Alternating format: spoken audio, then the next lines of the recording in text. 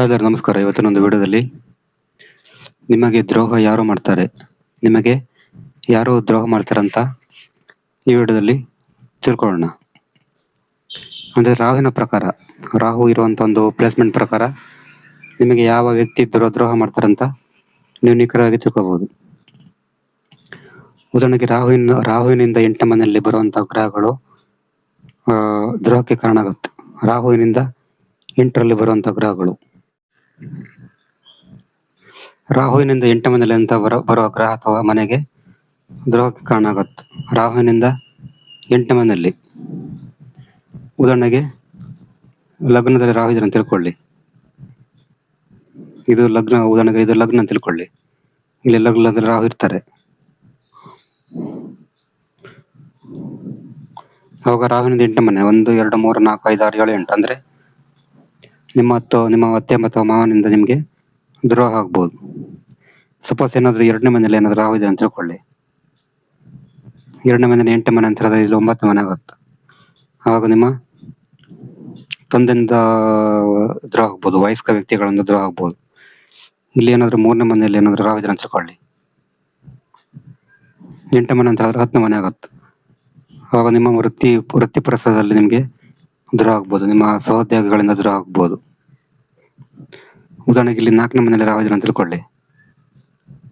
ಇಲ್ಲಿಂದ 8ನೇ ಮನೆ ಅಂತ ಹೇಳಿದ್ರೆ 1, 2, 3, 4, 5, 6, 7, 8 11ನೇ ಮನೆ ಆಗುತ್ತೆ. ಆವಾಗ ನಿಮ್ಮ ಫ್ರೆಂಡ್ಸಿಂದ ನಿಮಗೆ ಒಂದು ದ್ರೋಹ ಆಗ್ಬೋದು, ಮತ್ತು ಉನ್ನತ ವ್ಯಕ್ತಿಗಳಿಂದ ನಿಮಗೆ ದ್ರೋಹ ಆಗ್ಬೋದು. ಇಲ್ಲಿ 5ನೇ ಮನೆಯಲ್ಲಿ ಏನಾದರೂ ರಾಹು ಇದೆ ಅಂತ ತಿಳ್ಕೊಳ್ಳಿ. ಆವಾಗ ಇದು 12ನೇ ಮನೆ ಆಗುತ್ತೆ. ಇಲ್ಲಿ ರಾಹುವಿನ ದೃಷ್ಟಿ ಬೀಳುತ್ತೆ. ಆವಾಗ ನಿಮಗೆ ದೂರದ ಊರಿನಲ್ಲಿ, ಫಾರಿನ್ನಲ್ಲಿ ನಿಮಗೆ ದ್ರೋಹ ಆಗ್ಬೋದು.